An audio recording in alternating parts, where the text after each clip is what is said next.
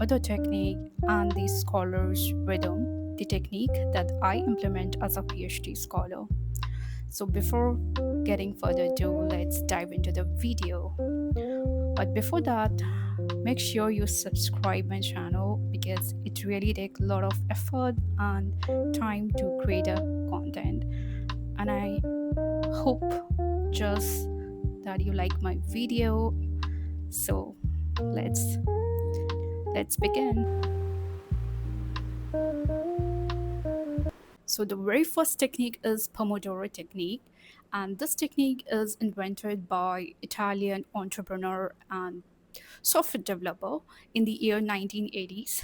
The core idea behind this pomodoro technique is to maintain discipline and in a deep focus way.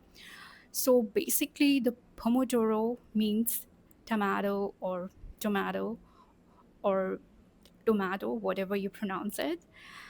And the Italian pronunciation of pomodoro is pomodoro. I'm not sure whether I'm correcting it exactly, but this is how it is pronounced. So yeah, so in this we what how the technique has been followed is basically you need to choose the task and set the timer for 30 minutes, and then It should be 25 minutes, not 20 minutes. I said it by mistake, and I'm really sorry for that. It's all about time management developed by Francisco, and also I have mentioned the reference here and in the description box. you have to continue the study for 30 minutes without a break. And once the timer has been set, you cannot just skip.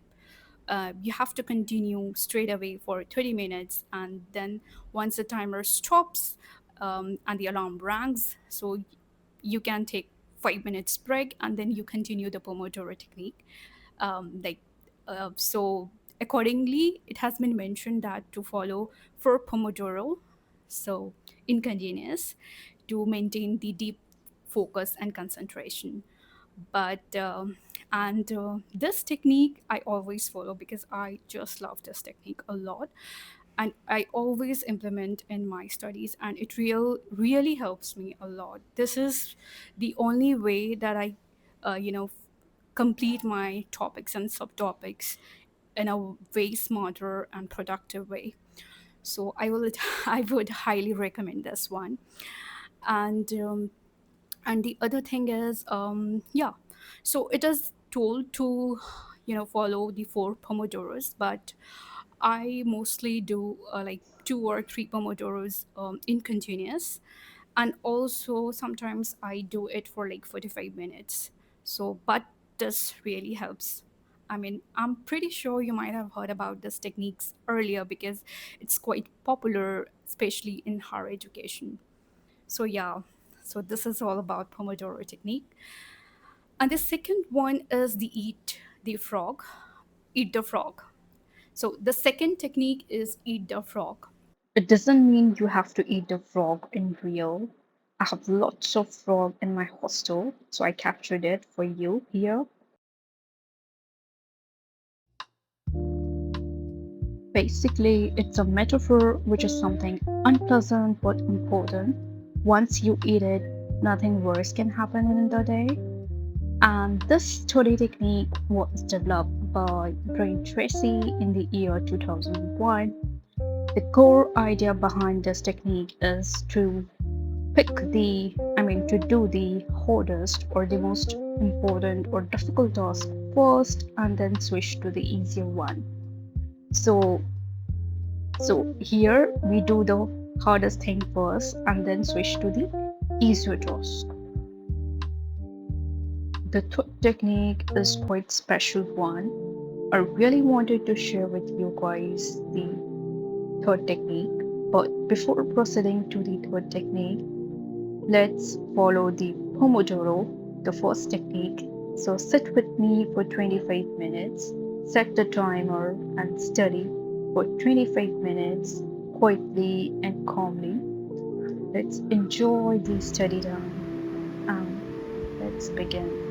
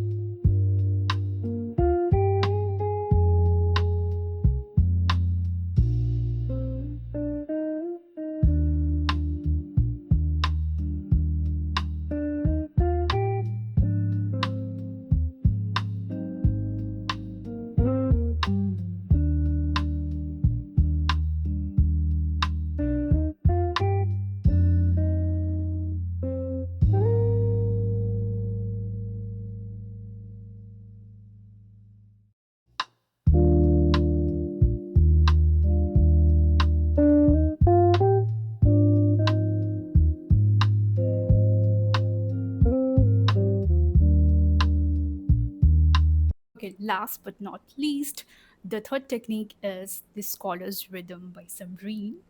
So this technique is invented by me because I didn't find anywhere, and this is what I do as a PhD scholar. So it's a blend of gentle momentum and the eat the frog technique, but here it's a little twist because in eat the frog technique you basically start with the difficult task first, but in this technique of my I start with the easier task first, because I believe that once you catch the rhythm and it aligns with your flow, then I move to the difficult task. Like for the easier task, I begin with, arranging notes, um, journaling, light reading, I would say, reading articles and skimming throughout the papers or the books and or the chapters, whatever I'm doing, it should be like enjoyable and slow and relaxing way. you know it's like the soft motivation. It's like a warm up. Just like a body, our brain also needs warm up, because we are human beings and it's completely okay to be slow and soft and gentle. So I started with the easier task first, and then I switched to the difficult task where I do the uh, you know heavy writings, transcriptions, and the data analysis, and writing with, of course, full concentration, because you cannot do mistake over here as a PhD scholar. So in this particular technique, so I started with the easier, and then I moved to the difficult one, and then at the end I end with the easier one again. Again I switch to the easier one, just to end with the with the beautiful closure in a sustainable and productive way. So this is all about these study techniques. I hope that you like my video, and make sure subscribe. Please guys, subscribe my channel. Okay then, till then, take care. Bye bye.